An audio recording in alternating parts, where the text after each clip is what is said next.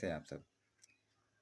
स्वागत है आपका इंग्लिश स्पीकिंग के नई वीडियो में, जिसमें हम कवर करने वाले हैं नेगेटिव सेंटेंस को। इसके पहले हमने अफर्मेटिव सेंटेंस को कवर किया। यदि आपने पिछली वीडियो को नहीं देखा है तो चैनल पे विजिट कर लीजिए, प्लेलिस्ट बनी हुई है ताकि आपको समझने में आसानी हो। ठीक है, तो हम शुरू करते हैं नेगेटिव सेंटेंस, जिसको बोलते हैं हिंदी में नकारात्मक वाक्य। किसी भी सेंटेंस में आपने अगर नो, नेवर, नॉट कब देखा होगा तो उसको नेगेटिव सेंटेंस बोलते हैं। ठीक है, जैसे he is not a man, ठीक है, ये नेगेटिव सेंटेंस है। और ये मेरे पास एक घर है, ये असर्टिव अफर्मेटिव सेंटेंस है। ठीक है, आई हैव ए हाउस, जैसे he is not a man, वह एक आदमी नहीं है, मेरे पास एक घर है। ये देखिए, इसमें नहीं नहीं का प्रयोग नहीं हुआ, मतलब ये क्या है, अफर्मेटिव सेंटेंस है। और इसमें नहीं का प्रयोग हुआ, ये नेगेटिव सेंटेंस है। ठीक है, तो कुछ रूल देख लेते हैं नेगेटिव सेंटेंस के। ठीक है, यदि सिंगुलर सब्जेक्ट है, सिंगुलर सब्जेक्ट, उसके साथ जो है डज नॉट हैव का प्रयोग होगा। ठीक है, सिंगुलर सब्जेक्ट जैसे ही, सी, इट, नेम, उसके साथ डज नॉट हैव। डज मतलब डू के साथ ईएस रहेगा। ठीक है, और प्लूरल सब्जेक्ट है, बहुवचन करता, जैसे आई, वी, यू, दे, तो उसमें डू नॉट हैव, जिसको शॉर्ट फॉर्म में डोंट बोलते हैं। डू नॉट, डोंट एक ही है, डू नॉट हैव। ठीक है, तो सेंटेंस देखते हैं, एग्जाम्पल समझ में आएगा भी। मेरे पास एक घर नहीं है, I do not have a house. देखिए इसमें मेरे पास, मेरे के लिए मैं आई हो गया, नहीं है, घर नहीं है। डू नॉट हैव, पास एक घर नहीं है, मतलब do not have a house. देखिए इसमें डू का प्रयोग हुआ, बहुवचनकर्ता के साथ डू नॉट हैव, और एक घर, ए हाउस, मेरे पास एक घर नहीं। ठीक है, और इसमें देखते हैं, राम के पास एक कलम नहीं है। देखिए राम क्या है, एक वचन करता है, एक वचन कर्ता के साथ डज का प्रयोग, डज नॉट हैव का प्रयोग लगा है। ठीक है, Ram does not have a pen. Sonu भी देखिए इसमें एक वचन करता है, सोनू के पास एक गुड़िया नहीं है। ठीक है, तो सोनू एक वचनकर्ता के साथ क्या, does not have A doll. ठीक है, आगे देखते हैं।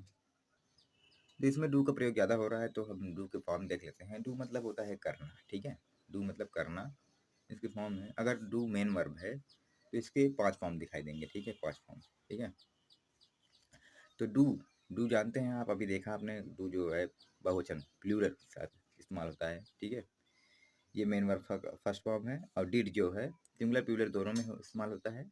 ये मेन वर्ब, ये भी मेन वर्ब का फर्स्ट फॉर्म है। ठीक है, नहीं, मेन वर्ब का सेकंड फॉर्म है यार, सॉरी। डन, डन जो है मेन वर्ब का थर्ड फॉर्म है, ये भी सिंगुलर प्लूरल में इस्तेमाल होता है। डूइंग मेन वर्ब का फोर्थ फॉर्म, मतलब जिसमें आईएनजी लग जाए उसको मेन वर्ब का फोर्थ फॉर्म बोलते हैं हम, सिंगुलर प्लूरल। और जो डज है, डू के साथ ईएस लगा है, इसको सिंगुलर के साथ इस्तेमाल किया जाता है, इसको मेन वर्ब का फिफ्थ फॉर्म बोलते हैं। ठीक है, और अगर डू हेल्पिंग वर्ब की तरह इस्तेमाल हो रहा है तो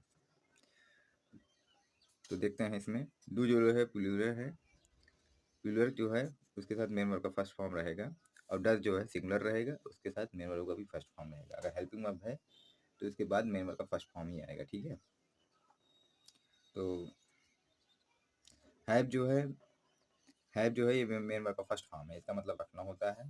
हैड मतलब main verb second form, had जो है ये main verb third form, having जो है मेन वर्ब का फोर्थ फॉर्म, हैज़ क्या है, ये एक वचन है, तो ये मेन वर्ब का फिफ्थ फॉर्म है। ठीक है,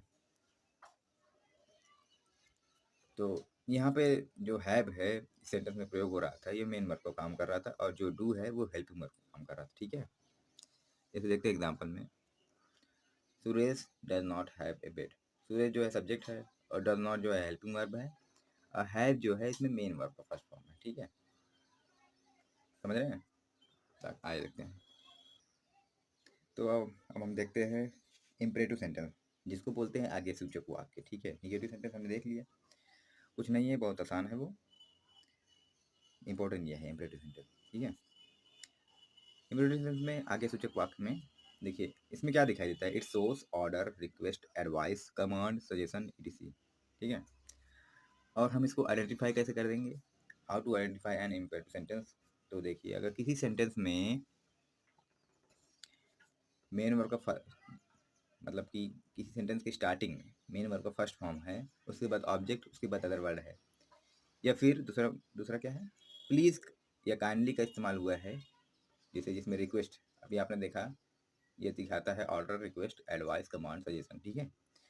तो यदि किसी सेंटेंस में प्लीज़, काइंडली, उसके बाद मेन वर्ब फर्स्ट फॉर्म हो, उसके बाद ऑब्जेक्ट हो, फिर अदर हो, तो जान लीजिए वहाँ पे इम्परेटिव सेंटेंस है।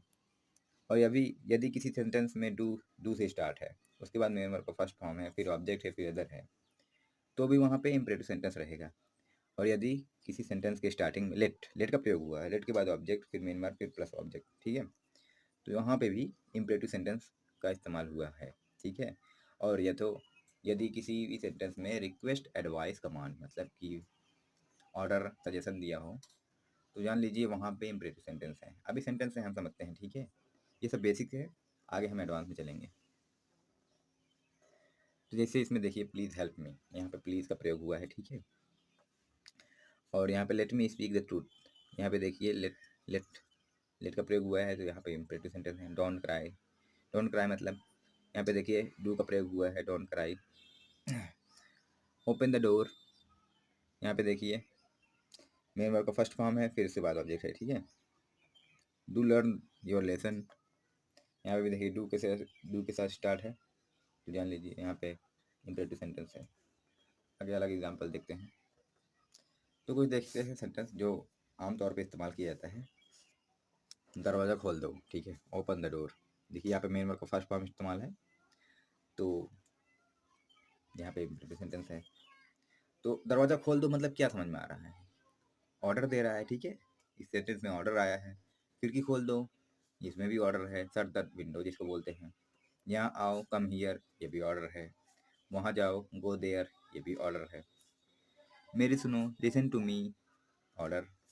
उसे पढ़ाओ, टीच हिम, ऑर्डर है। और यहाँ पे देखिए खड़े हो जाओ, स्टैंड अप, ये भी ऑर्डर है, ठीक है। अब देखते हैं आगे, रिक्वेस्ट देख लेते हैं।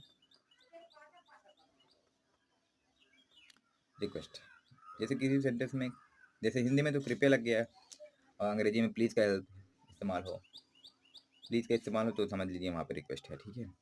कृपया मेरी मदद करो, प्लीज़ हेल्प मी। कृपया गरीबों को पढ़ाओ, प्लीज़ टीच द पुअर, ठीक है। कृपया मुझे छुट्टी दे दो, प्लीज़ गिव मी लीव, ठीक है। यहाँ पे कृपया, प्लीज़, मुझे, गिव मी, छुट्टी दे दो, प्लीज़ गिव मी छुट्टी।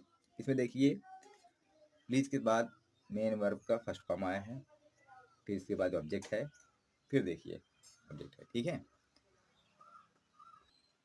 तो आपने इम्परेटिव सेंटेंस में देखा कि ऑब्जेक्ट से सेंटेंस स्टार्ट होता है, तो अगर आपको ऑब्जेक्ट नहीं पता तो देख लीजिए यहाँ पे ही का ऑब्जेक्ट हिम है, सी का हर, इट ही रहेगा, आई का मी है, वी का अस, यू ही रहेगा, दे का देम है, ठीक है। तो कुछ यूज देख लेते हैं। यूज ऑफ लेट, तो यूज ऑफ लेट देखते हैं। लेट के बाद ऑब्जेक्ट रहेगा, लेट प्लस ऑब्जेक्ट, और लेट प्लस मेन वर्ब का फर्स्ट फॉर्म। तो लेट ऐसे ही इस्तेमाल होता है, ठीक है। जैसे लेट मी स्पीक, लेट है उसके बाद मेन ऑब्जेक्ट है, ठीक है। लेट मी स्पीक उसके बाद तब मेन वर्ब रहेगा। तो लेट में मेन वर्ब का फर्स्ट फॉर्म रहेगा, और ये वर्ब प्लस ऑब्जेक्टिव केस है, ठीक है। एग्जाम्पल से समझते हैं। तो लेट के बाद हमने अभी बताया क्या रहेगा, लेट के बाद रहेगा ऑब्जेक्ट, उसके बाद मेन वर्ब रहेगा, ठीक है। तो जैसे यहाँ पे let dash dash the truth, तो इसमें क्या रहेगा, ही स्पीक रहेगा कि हिम स्पीक, तो यहाँ पे रहेगा हिम स्पीक, ठीक है। इसमें बी वाला ऑप्शन सही है। तो लेट के बाद ऑब्जेक्ट आता है, लेट हिम, ठीक है, स्पीक, ठीक है। और इसमें let dash dash over here, इसमें क्या रहेगा, ए है अस कम, बी है वी कम, तो इसमें क्या रहेगा, तो अस इसमें ऑब्जेक्ट है, वी जो है सब्जेक्ट है, तो इसमें ऑब्जेक्ट का प्रयोग होता है, लेट अस कम, ठीक है। और let dash dash the meeting, तो इसमें वी क्या है, वी सब्जेक्ट है, और बी में अस जो है ऑब्जेक्ट है, तो अस रहेगा यहाँ पे। अस अरेंज द मीटिंग, ठीक है। तो यहाँ पे बी वाला ऑप्शन सही है, यहाँ पे ए वाला, यहाँ पे भी बी वाला, ठीक है। लेट के बाद ऑब्जेक्ट का ही प्रयोग होता है। तो आगे देखते हैं। लेट का मतलब क्या है? लेट का मतलब जैसे करने दो, ठीक है, करने दो। तो किसी सेंटेंस में जैसे आ गया मुझे अंग्रेजी सीखने दो, लेट मी लर्न इंग्लिश, ठीक है। तो समझ रहे हो आप? तो इसमें क्या है, मुझे अंग्रेजी सीखने दो, लेट मी, ठीक है, लेट मी, लेट का प्रयोग हुआ, लेट मी। उसके बाद मेन वर्ब सीखना, सीखने दो, लर्न, क्या सीखना है? इंग्लिश, ठीक है। ऐसे बनते हैं सेंटेंस। तो उसे किताब पढ़ने दो, लेट हिम, उसे मतलब ही होगा तो उसका ऑब्जेक्ट हिम है। लेट हिम रीड, यहाँ पे देखिए गलती हो गई, sorry. Let him read a book, ठीक है। हमें खाना खाने दो, लेट अस ईट फूड। दूसरा सेंटेंस देखते हैं। जैसे अंग्रेजी है किसी में, let him listen a song, उसे क्या बोलेंगे? लेट हिम, उसे गाना सुनने दो, ठीक है, उसे गाना सुनने दो। Let her cook the delicious food, इससे क्या होगा? उसे स्वादिष्ट खाना पकाने दो। Let them recite a story, उन्हें एक कहानी सुनाने दो, ठीक है। आशा करता हूँ आपको समझने में आसानी हो रही है। कुछ और आसान सब्जेक्ट वो देख लेते हैं सेंटेंस जो डेली लाइफ में इस्तेमाल होते हैं। जैसे नहाने दो, लेट बाथ, पीने दो, लेट ड्रिंक, खाने दो, लेट ईट, सोने दो, लेट स्लीप, जाने दो, लेट गो, आने दो, लेट कम।